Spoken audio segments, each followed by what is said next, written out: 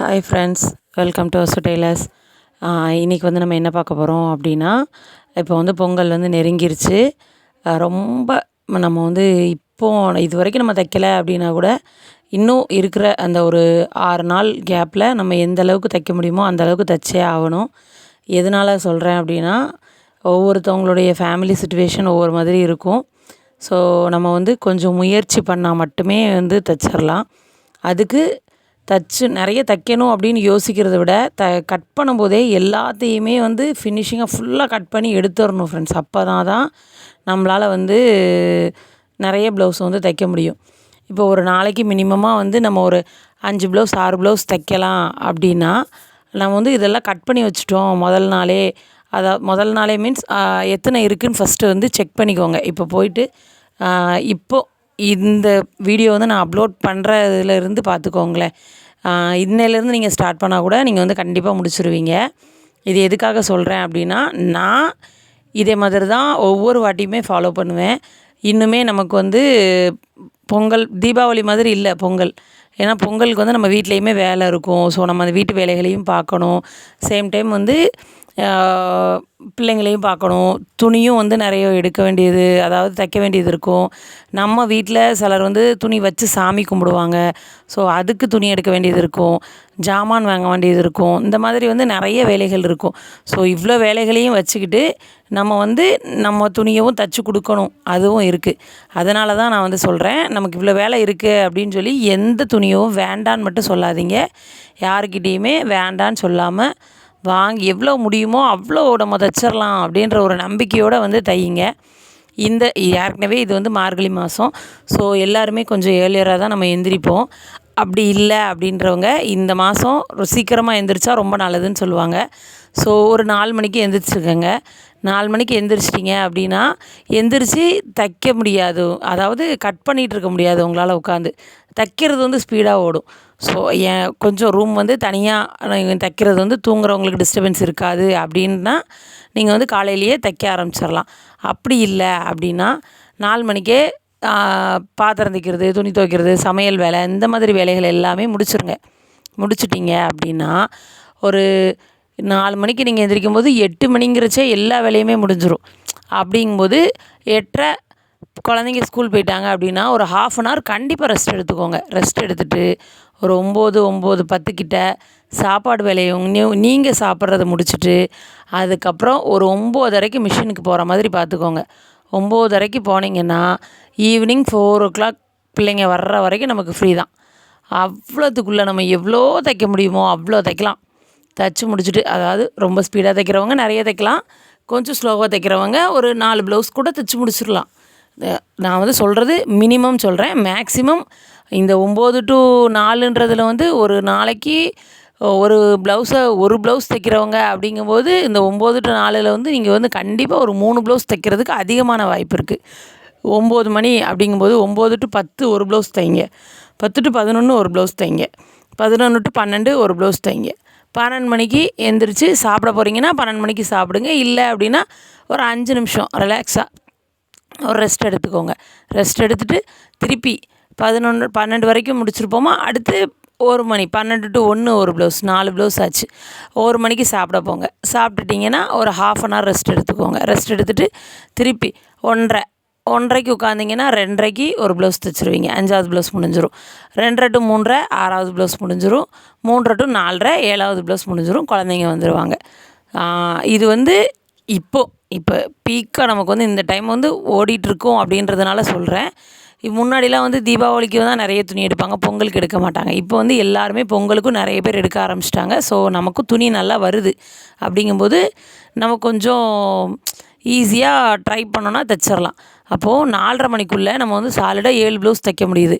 குழந்தைங்க வந்தோடனே டிஃபன் பண்ணி கொடுத்துட்டு, டியூஷன் அனுப்பிட்டு அதுக்கப்புறம் திரும்பவும் உட்காந்து நம்ம வந்து அடுத்து நம்ம எவ்வளோ இப்போ ஒரு 7 மணிக்கு உட்காரீங்கன்னு வச்சுக்கோங்களேன். வாசல் பெருக்கிட்டு, குழந்தைங்களுக்கு டிஃபன் பாக்ஸ் எல்லாம் கழுவி வச்சுட்டு, ஈவினிங் டீ கொடுத்துட்டு, இந்த மாதிரி வேலைகளை முடிச்சுட்டு நீங்கள் 7 மணிக்கு உட்காருங்க. 9 மணி வரைக்கும் உட்காருங்க, போதும். 2 ப்ளவுஸ் தைச்சிடலாம்.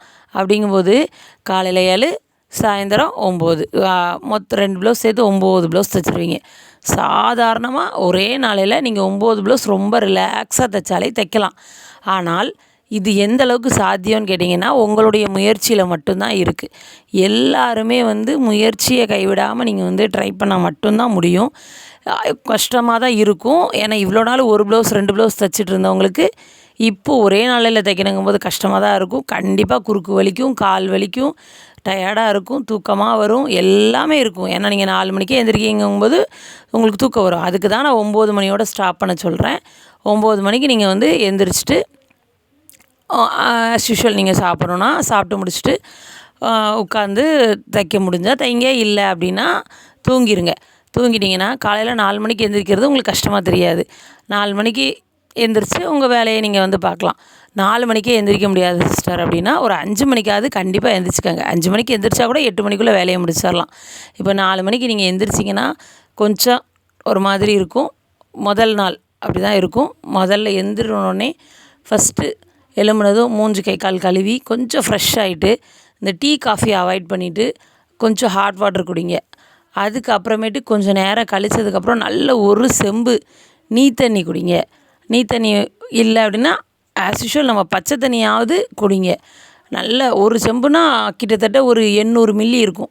800 மில்லி அந்த மாதிரி 1 லிட்டர் வரைக்கும் நீங்கள் வந்து குடிக்கணும். காலையிலேயே எம்டி ஸ்டொமக்கில் அவ்வளோ தண்ணி குடிக்கிறது வந்து ரொம்ப நல்லது உங்களுக்கு. அப்போது வந்து உங்களுக்கு அந்த டே ஃபுல்லுமே வந்து கொஞ்சம் பிரிஸ்காகவே போகும். அந்த மாதிரி நீங்கள் பண்ணும்போது அந்த டே ஃபுல்லுமே உங்களை வந்து ரொம்ப எனர்ஜியாகவே ஃபீல் பண்ணுவீங்க. ஸோ இது வந்து நான் உங்களை டெய்லியுமே இப்படி உட்காருங்க அப்படின்லாம் சொல்லலை. இந்த 5-6 நாள் மட்டும் கொஞ்சம் எஃபர்ட் போடுங்க. இவ்வளோ நாள் நிறைய பேர் முடிச்சு கொடுத்துருப்பீங்க. முடிக்காமல் இருக்கிறவங்க, இல்லை இப்போ தான் சிஸ்டர் ப்ளவுஸே வருது அப்படின்றவங்களுக்காண்டி தான் நான் சொல்கிறேன். ஒரு சின்ன சின்ன இது தான். நீங்கள் வந்து இந்த மாதிரி ட்ரை பண்ணிங்க அப்படின்னா ரொம்ப ஈஸியாக முடிச்சிடலாம். நம்ம அதுக்காக சொல்கிறேன். நான் வந்து காலையில் 5 மணிக்கு எழுந்து நைட்டு 10 மணி வரை வச்சுருக்கேன். 4 மணிக்கு எந்திரிக்கிறவங்க 9 மணியோட முடிச்சுக்கோங்க. ஏன்னா நான் காலையில் 1 மணி நேரம் பின்னாடி எந்திரிக்கிறதுனால தூங்கிக்கிறேன். ஸோ அதுக்காக வந்து எல்லாருமே வந்து நிறைய டைம் தைக்கிறதுக்கு இருக்குதுன்னு சொல்லி நைட்டு உட்காந்து தைச்சிட்டு பகல் ஃபுல்லாக தூங்காதீங்க. அதுவும் வந்து உடம்புக்கு கேடு. இதுக்கிடையில என்ன பண்ணணுன்னா கரெக்டாக தண்ணி குடிச்சிக்கணும். பக்கத்துலேயே பாட்டில் வச்சுக்கோங்க, தண்ணி குடிச்சிக்கோங்க. சுறுசுறுப்பாக நம்ம தைக்கணும்னு நினச்சிட்டோம் அப்படின்னா நிறைய தண்ணி குடிக்கணும். கரெக்டாக ரெஸ்ட் ரூம் போகிறது அந்த மாதிரியுமே வந்து கரெக்டாக பார்த்துக்கணும். ரொம்ப ஆயில் ஐட்டம்ஸ் வந்து அவாய்ட் பண்ணிக்கோங்க இந்த டைமில். நீங்கள் நார்மலாக சாப்பிடுங்க, உங்களை சாப்பிட வேண்டாம்னு நான் சொல்லலை. ஆயில் ஐட்டம் கொஞ்சம் அவாய்ட் பண்ணிக்கிட்டீங்க அப்படின்னா உடம்புக்கு எந்த பிரச்சனையும் வராது. கொஞ்சம் நீங்கள் ஹெல்த்தாக இருப்பீங்க. ஸோ உங்களுக்கு தைக்கிறதும் ஈஸியாக இருக்கும். ஹெல்த் இஷ்யூஸ் எதுவும் வராமல் இருக்கும். அதுக்காக தான் சொல்கிறேன். கட் பண்ணும்போதே ப்ளவுஸில் ஃப்ரண்ட்டு, பேக்கு, பட்டி, அப்புறம் கை, கிராஸ் பீஸு எல்லாமே கட் பண்ணிடணும். எதுவுமே வந்து வைக்கக்கூடாது. மிஷினில் உட்காரும்போது பார்த்துக்கலாம் அப்படின்னு எந்த வேலையுமே வைக்காமல் எல்லாத்தையும் கட் பண்ணி எடுத்துகிட்டு உட்காருங்க. இப்படி நீங்கள் உட்காந்து ஒரு நாளைக்கு தைக்கும்போது கரெக்டாக இருக்கும். இதே மாதிரி தூக்கமும் கண்டிப்பாக 7 மணி நேரம் அவசியம். ஒரு 6 மணி நேரம் அத்தியாவசியமாக நீங்கள் தூங்கியே ஆகணும். அதை வந்து எல்லாருமே மைண்டில் வச்சுக்கோங்க. அவ்வளோதான் ஃப்ரெண்ட்ஸ். கண்டிப்பாக இந்த பொங்கலுக்கு வந்து நம்ம கண்டிப்பாக எல்லாருமே வந்து நல்ல ஒரு ஏர்னிங்ஸை வந்து பார்க்கணும். அதுக்காக தான் நான் வந்து சொல்கிறேன். நான் இப்போ ஃபைனலாக பார்த்திங்கன்னா நான் என்னெல்லாம் கட் பண்ணி வைக்கிறேன் அப்படின்றது வந்து உங்களுக்கு தெரியும். இது வந்து உங்களுக்கு வந்து இந்த மாதிரியே நீங்கள் கட் பண்ணுங்க அப்படின்னு நான் வந்து சொல்ல கிடையாது. இந்த மாதிரி கட் பண்ணி வச்சுக்கிட்டிங்கன்னா ஈஸியாக இருக்கும்னு மட்டும் தான் சொல்கிறேன். ஸோ தையல் மிஷினில் உட்காந்துட்டோம் அப்படின்னா எல்லாமே கையில் இருந்தால் கட கட கட கட கடன்னு தைச்சி முடிச்சுருவோம். அவ்வளோதான். உட்காந்துட்டு எக்காரணம் கொண்டு ஒரு ப்ளவுஸை முடிக்காமல் எழும்பி போகாதீங்க. வேகமாக தைக்கிறதுக்கு அதுதான் பெஸ்ட்டான வழி. ஸோ எல்லாருமே இந்த டிப்ஸை வந்து ட்ரை பண்ணி பாருங்கள்.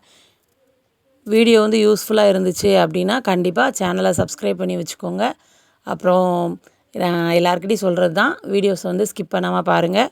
வீடியோஸ் பிடிச்சிருந்தது அப்படின்னா கண்டிப்பாக பிகினராக இருக்கிறவங்களுக்கு வீடியோ வந்து ஷேர் பண்ணி விடுங்க ஃப்ரெண்ட்ஸ். இன்னொரு வீடியோவில் பார்க்கலாம் ஃப்ரெண்ட்ஸ். Bye friends.